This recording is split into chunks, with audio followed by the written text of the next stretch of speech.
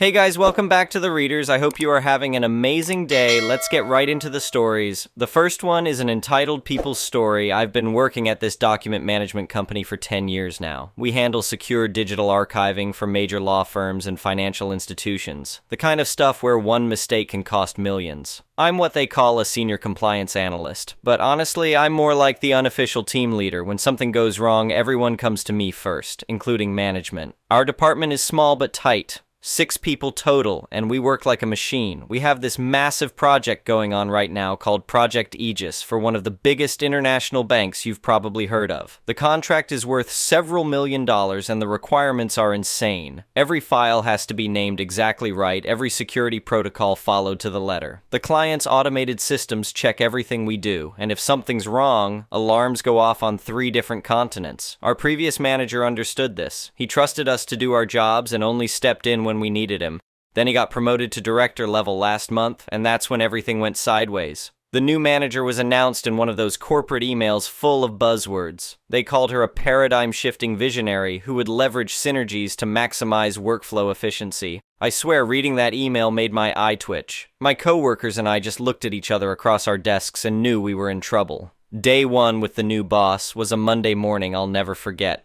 At exactly 8 a.m., she gathered everyone for what she called a vision alignment meeting. She didn't ask a single question about what we were working on or how things currently functioned. Instead, she launched straight into a PowerPoint presentation about her new era of productivity. First rule was something she called the clean desk, clean mind policy. All personal items had to go immediately. Photos of our families, coffee mugs, even the ergonomic equipment the company had bought us to prevent repetitive strain injuries from all the typing we do. She said clutter was a sign of mental disorder and productivity would increase by 30% with bare desks. Then came the centralized communication protocol. From now on, all communication had to go through this app called SyncUp that she'd apparently discovered during her weekend research. Even asking the person next to you a simple question had to be done through the app. She said verbal communication was inefficient and led to confusion, but the real kicker was what she called the Aegis refresh. She announced that our file naming system for Project Aegis was archaic and confusing. She was implementing a new, simpler system effective immediately. Instead of the complex naming convention required by our contract, everything would now be client name _date _analyst initials.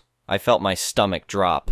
The naming convention wasn't just some random system we'd made up. It was specifically designed to integrate with the client's automated auditing software. Every character, every underscore, every abbreviation had been negotiated and tested. Changing it would be like removing a crucial gear from a watch and expecting it to still tell time. I raised my hand and tried to explain this politely. I told her that we were contractually bound to use the client's naming system, and changing it would constitute a breach that could trigger massive financial penalties. She gave me this condescending smile and said I was being resistant to change. She told me we needed to be more agile and that she would handle the client relationship. Her system was more logical and we would be implementing it immediately. She suggested I show a little more team spirit. That's when I realized arguing wasn't going to work. She'd already made up her mind and wasn't interested in hearing why her ideas might be problematic. So I decided to give her exactly what she wanted. I went back to my desk and drafted an email. The subject line was confirmation of new departmental protocols. I wrote that I wanted to ensure perfect alignment with her vision and prevent any miscommunication. Then I listed out everything she'd just announced. The removal of all personal and ergonomic items, the exclusive use of SyncUp for all communication, the renaming of all Project Aegis files to her new format.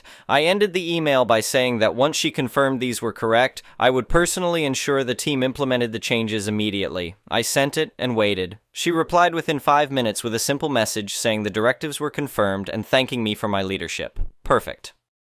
I forwarded her confirmation to the entire team with a note asking them to ensure we were 100% compliant with the new protocols. My coworkers understood immediately what I was doing. They'd all been there long enough to know what would happen if we actually followed these instructions. The office transformed overnight. People started packing up their personal items with exaggerated sadness. My coworker next to me made a big show of lovingly wrapping up her family photos. Another guy ceremoniously boxed up his ergonomic mousepad like he was packing for a funeral. The SyncUp app immediately turned our normally efficient workspace into a comedy of errors. Need to ask someone about a file, send a message and wait for them to notice the notification. Want to clarify something quickly? Type it out in the app and hope autocorrect doesn't change the technical terms.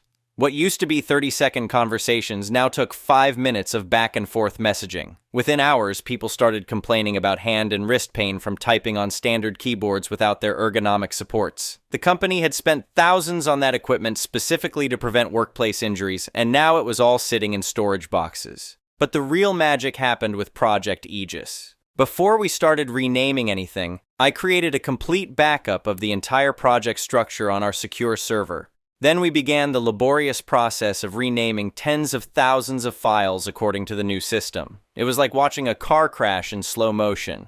Every file we renamed broke another link in the client's automated chain. Their system expected files named with specific prefixes that indicated document type, security classification, and processing status. Our new simplified names told their system absolutely nothing useful. By the end of the second day, we'd renamed about half the project files. That night, the client's automated audit system ran its regular check and found thousands of files with names it didn't recognize. The system immediately flagged what it called a catastrophic data integrity failure and started sending emergency alerts to the client's IT department. At 5 a.m. our time, the client's CIO was on the phone with our former manager, who was now a director. The CIO was absolutely furious. He accused our company of gross negligence and threatened to terminate the contract and sue for damages that could reach 8 figures. Our director immediately called the big boss, and they both rushed to our floor that morning. They found our department in a state of quiet chaos. People were hunched over their desks, squinting at screens without their proper monitor stands, frantically typing messages in sync-up instead of just talking to each other. The big boss demanded to know why we'd sabotaged our biggest client's project. Our new manager immediately started throwing us under the bus. She said she had no idea what had happened and that we must have completely misunderstood her clear directions. She suggested the team might be incompetent and resistant to change. That's when I stepped forward.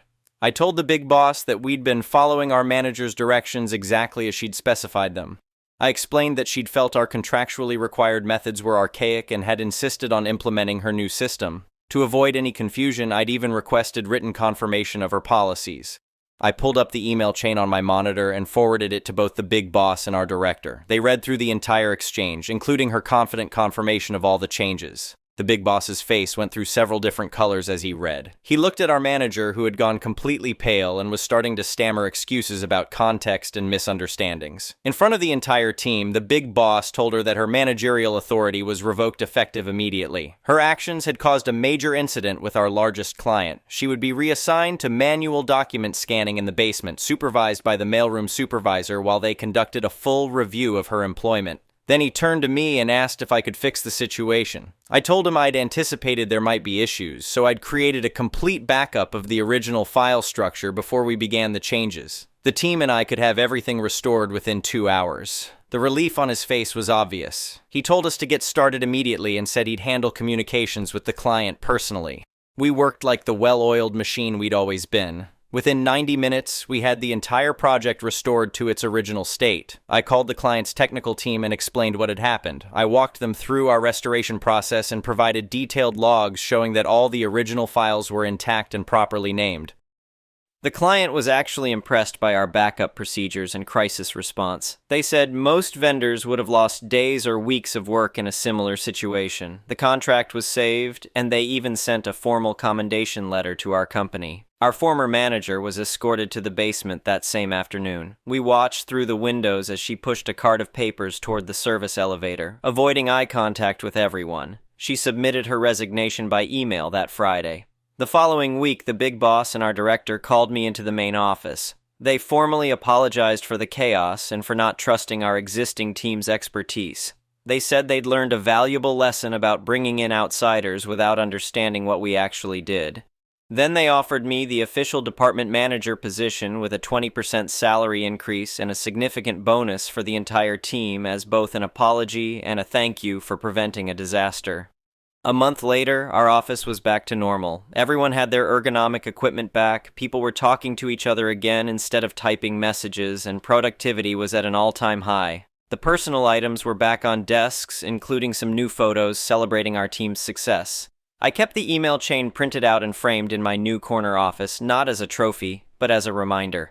Sometimes, the most effective way to prove someone's ideas are terrible is to implement them exactly as requested. Our new management philosophy is simple. Trust the people who've been doing the job successfully for years, ask questions before making changes, and never underestimate the power of malicious compliance. The company learned that bringing in outsiders with fancy business school buzzwords isn't always better than promoting from within. And that's how following orders to the letter got a power-tripping boss demoted in front of the whole office, saved the company from a potential lawsuit, and landed me a corner office with a view. Sometimes the best revenge is just doing exactly what you're told. Update, 6 months later. Justice served and career lessons learned. A lot of people have been asking for an update on what happened after that whole mess with my former manager. Well, buckle up because the fallout was even more satisfying than I expected.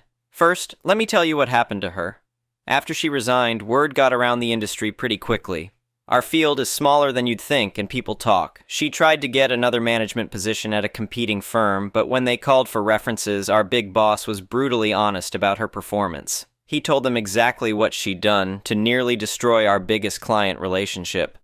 She ended up having to take a junior analyst position at a much smaller company for about half the salary she was making here.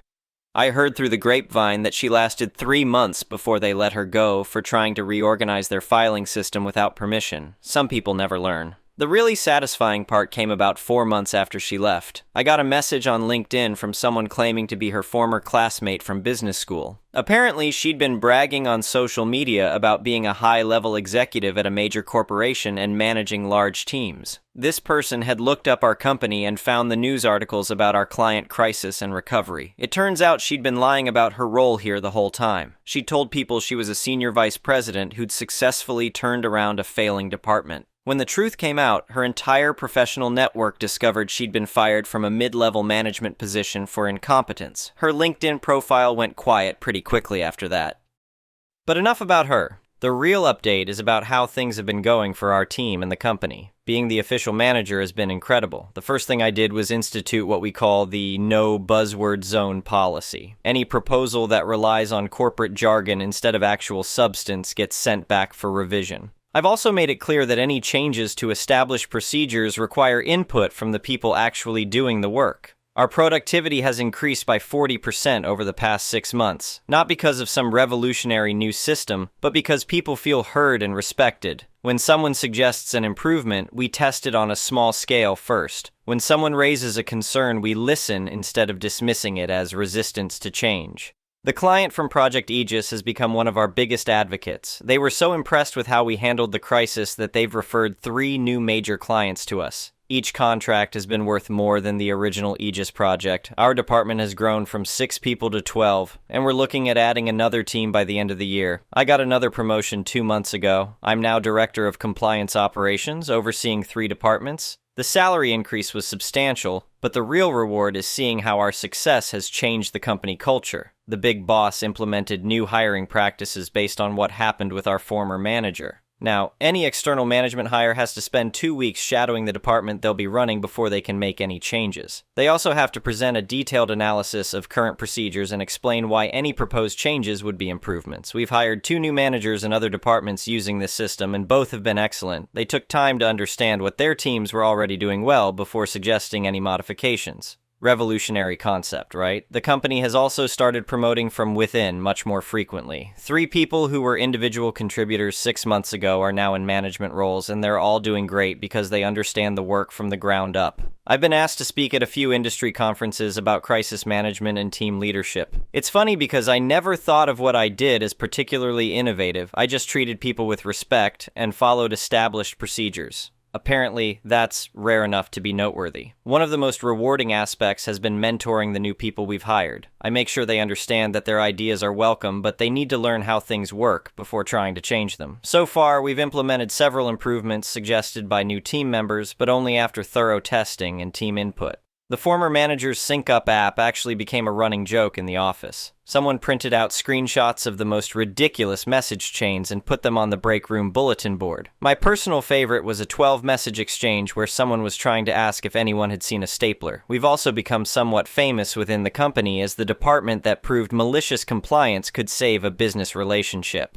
Other teams have started using our approach when dealing with unreasonable demands from management or clients. Document everything, follow instructions exactly as given, and let the results speak for themselves. The legal department actually asked me to document our entire process for their files. They said it was a perfect example of how to protect yourself and your team when you're being forced to implement policies you know are wrong. The key is creating a clear paper trail that shows you followed directions precisely while covering yourself if things go bad. I've learned that good management isn't about implementing the latest business school theories or asserting dominance over your team. It's about removing obstacles so talented people can do their jobs effectively. My role is to support my team, advocate for them with upper management, and make sure they have the resources they need to succeed. We've also developed what we call the 2-week rule. Any proposed change to established procedures has to be discussed for at least 2 weeks before implementation. This gives everyone time to think through potential problems and suggest improvements. It's amazing how many terrible ideas get dropped when people have time to consider the consequences. The best part of this whole experience has been watching my team thrive. The woman who used to sit next to me just got promoted to senior analyst. The guy who made the stapler joke is now training new hires. Everyone has grown professionally, and our department has the highest retention rate in the company. I keep that framed email exchange in my office not as a trophy, but as a reminder of what can happen when managers prioritize ego over expertise. It's also a conversation starter when new executives visit our department. I tell them the story and explain that we're always open to improvements, but we prefer evolution over revolution. The company's stock price has increased significantly over the past 6 months, partly due to the new clients we've brought in. Our success story has been featured in the company newsletter and used as an example in management training programs. The title was, "How Listening to Your Team Can Save Your Biggest Client."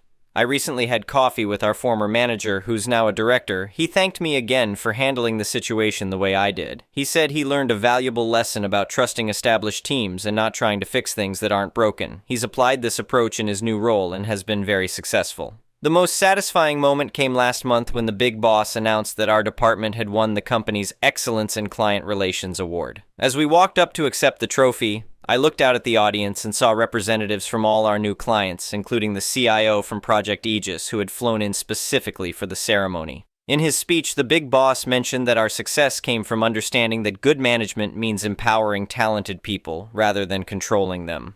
He specifically praised our approach of thorough documentation and careful implementation of any changes. After the ceremony, several managers from other companies approached me asking for advice on handling similar situations. I told them the same thing I tell everyone.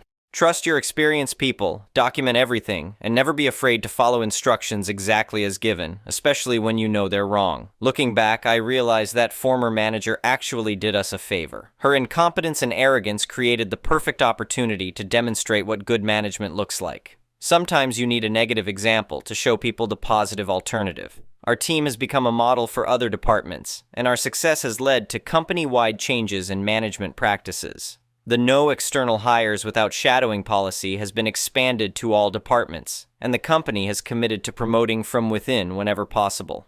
I'm proud of what we accomplished, not just in saving that client relationship, but in proving that respecting your team's expertise and following proper procedures isn't old-fashioned, it's effective leadership. Sometimes the most revolutionary thing you can do is trust the people who actually know how to do the job. The framed email will stay on my wall as long as I work here, not as a reminder of defeating an incompetent manager, but as proof that doing the right thing the right way eventually pays off. And sometimes the best way to prove someone wrong is to do exactly what they tell you to do. The next one is a pro-revenge story. So my dad owns a house that he's been renting for some time now. The tenants that lived there were for the most part decent people who my dad thought were trustworthy. That all changed about 2 months into the tenancy when the tenant refused to pay the month's rent. My dad showed some leniency and gave them another month to pay up what was owed. They didn't pay a thing. By this point, my dad, frustrated by the whole situation and being 2 months out of rent money, offered them a deal. Leave the house ASAP and then only pay half the money owed.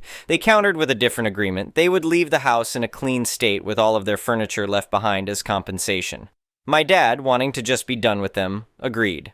Cue to when my dad gets to the house, finding the place in a mess, with none of the furniture left behind, including the furniture that belonged to my dad in the first place.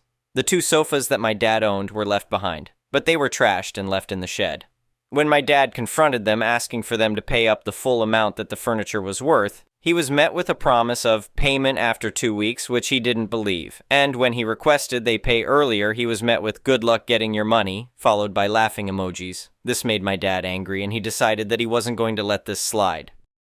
My dad knew that the tenant was a Christian pastor of a church, and his son also had some job related to the church. My dad contacted the church and explained everything from how they hadn't paid him rent money to stealing the furniture and trashing the place. The church was somewhat interested about this behavior. The next day, my dad gets an angry phone call from the tenant's son cursing at him and asking him what he thought he was doing, contacting the church saying he was being unfair. My dad hung up on him only for him to attempt to ring 10 times after he hung up. From what we could piece together, the church had told the pastor that if he didn't settle things with my dad, him and his son would lose their jobs. My dad received the full amount for the furniture that same day and agreed to back off. My dad later said it was never about the money, but the way this guy treated him and his values. My dad, being a Christian himself, was disappointed. The next one is a malicious compliance story. Years ago, I worked at a bank as a sort of substitute teller CSR manager, a utility player who floated between branches. One branch I covered regularly had a reputation. The branch manager and assistant manager treated the teller staff like garbage. They rarely helped, even when lines were out the door. Instead, they'd hide in the back, eating and gossiping, glaring at you like you were the problem if you dared ask for help running their branch. One day, the manager was off, and true to form, the assistant manager went straight into the break room as soon as the branch opened and didn't come out all day.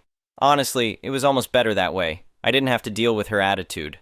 Toward the end of the day, an older gentleman walked in, looked around, and loudly announced, "I need somebody to help me at the desk." I replied, "Absolutely, sir. May I ask what this is regarding?" He looked offended. "Huh? I need a reason now to speak with someone?" I kept it polite. "Not at all, sir. I'll get someone right away." I walked into the break room and said, "There's a gentleman out front who asked for someone to help him at the desk. He was pretty specific." She looked at me like I just told her she was being audited. "Who is it? What does he want? Why is he asking for me?" I shrugged. "Not sure. He didn't say, but he was very insistent. Sorry to interrupt. I know you're busy." She sighed dramatically, slammed something on the table, and slowly got up. As I returned to the front to let the man know she'd be right out, another customer walked in. She was much more pleasant and asked, "Hi, I was hoping someone could help me open a couple of accounts." I smiled and said, "Of course, ma'am. I'll be right there." At that moment, the first guy threw his arms up in the air, realizing he had to wait for the assistant manager he demanded. I kept smiling because I knew these two grumpy people were made for each other. Meanwhile, I happily helped the new customer, earned a $10 commission, and inched closer to my sales goals. The next one is an entitled people story.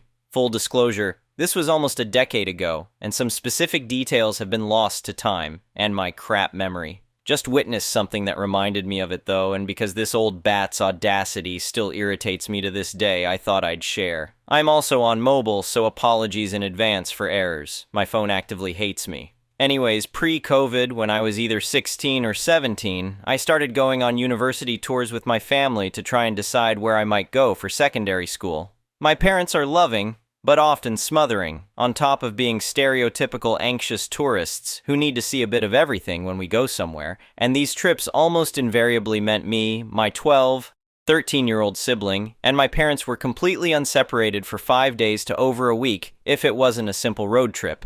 Not a single thing would happen on these trips that the whole group didn't experience unless it was a work call for my mother, works in healthcare and is often on call even on vacation. For this particular trip, we were visiting the University of Michigan for several days of visitor orientation and specific department tours. The 5th day of a 9-day trip had our planned events ending around 11 a.m. I love my parents, but am getting deeply tired of them by this point, as tends to happen to anxious, introverted teenagers unable to recharge their social battery after several days of time being glued to the hip of two people who do not travel well despite what they otherwise believe. My poor sibling is doing worse, but is able to fade into the background because they aren't the focus of the trip and has always been quiet, so didn't need to speak. Miraculously to me, it looks like my parents are also actually starting to feel the drain because when we're free for the afternoon, they deliberately choose to visit a quiet suburb of Ann Arbor to drive around with us and get lunch, picking an out-of-the-way diner to try. No one talks on the drive, just keeps to themselves, even once we get into the diner. Everything settles into a booth near a window, and after getting drinks, relaxes into a comfortable silence as 4 people with undiagnosed autism at the time, both my sibling and I have since been.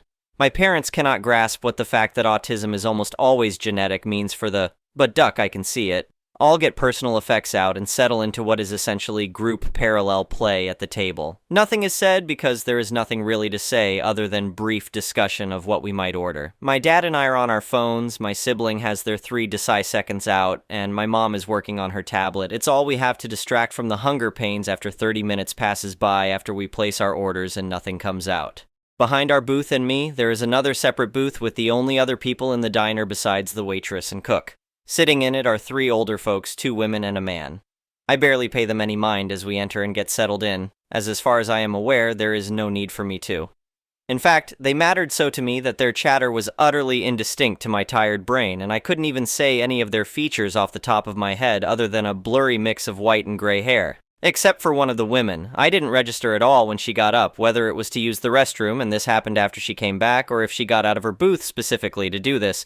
But believe me, I noticed when an iron grip of bony fingers suddenly wrapped themselves around my wrist, and a hot pink pant blazer and aggressively bright psychedelic skirt appeared in my peripheral next to me. You shouldn't be on your phone at the table. Have some manners and talk to your family. She had this sickeningly sweet voice going on like she was a grandmother doing me a favor by publicly scolding me and not the 3 other people at the table for doing something my parents clearly had no problem with. And it was very clearly directed at me and only me because she was staring me down like a hawk. The chatter behind in the other booth has stopped, and my family all currently have their attention on me as I try to pull my hand away and tell her very specifically to don't put your hands on me. My parents do nothing except sit and stare as she grips tighter and continues insisting on me turning off my phone until I grab her wrist with my free hand and yank her off, raising my voice. At this point, anger is for once overriding social anxiety for me because I can't believe an actual stranger is doing this and my parents aren't reacting. I was a young woman. If she had been a man, my dad would have put her on the floor the second she grabbed me. Do not grab me and give me orders like you know me. She opens her mouth, but my dad finally speaks up this time. You know what? She's right. Let's put our things away and eat together like a family. To say I was pissed would have been an understatement. I am normally incredibly conflict avoidant at this point in my life, especially when it comes to my parents, because it's almost always more trouble than it's worth. But in this moment, I am tired, I am starving, and I am angry. Any social anxiety I would normally experience in this scenario is out the window, and I decide in that moment that if they aren't going to stand up for me after a random stranger breaks our comfortable silence, then I was going to make things uncomfortable. The old woman is back in her booth as I turn my phone off, put it face down on the table, and I make some kind of face that my sibling said deeply unsettled them years after the fact. All I can remember is very specifically and as evenly and loudly as I could responding, "Okay, you to talk? Fine, let's talk. So everyone should put their things away, right? What do you want to talk about?" One by one, everyone puts their things away, my dad being the first and my mom having to be prompted by both my dad and I to do so as the last. Nobody has anything to say. Mind you, because there is nothing to say or discuss. We haven't seen a single thing the others haven't in a week. I don't remember specifics of the rest of the meal, other than that the food takes another 20 minutes or so to come out, so we're all starving, and that I continue to try and prompt conversation with the only questions we haven't asked. The most generic crap like how someone's coffee is, what people think of the weather, the plane ride, and the like. They add nothing. My parents won't look me in the eyes, or even at each other. My mom tries to get her phone out to check a work email, and I have to remind her that we're having a meal without electronics. I had never seen her eye twitch the way it did as she put her phone back and haven't again since. She didn't say anything else.